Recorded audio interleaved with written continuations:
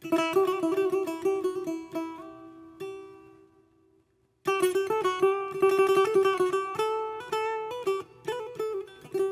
حسن و خلق و وفا کس به یار ما نرسد، تو را در این سخن انکار کار ما نرسد.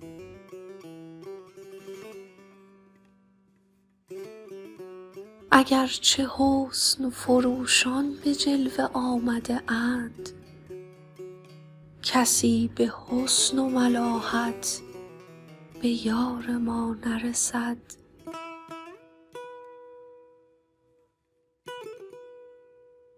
به حق صحبت دیرین که هیچ محرم راز،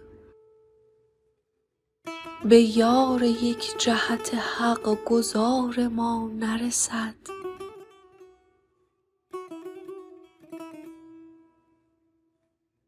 هزار نقش برآید ز کلک صنع و یکی، به دلپذیری نقش نگار ما نرسد.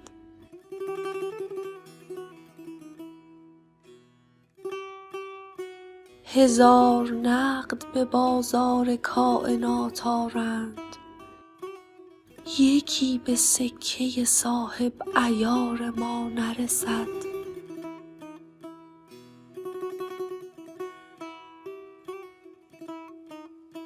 دریغ قافله عمر کآنچنان رفتند، که گردشان به هوای دیار ما نرسد.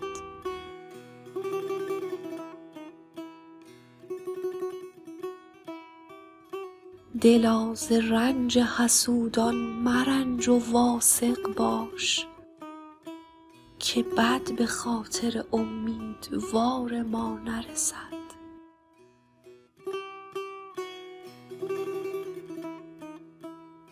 چنان بزی که اگر خاک ره شوی، کس را غبار خاطری از رهگذار ما نرسد.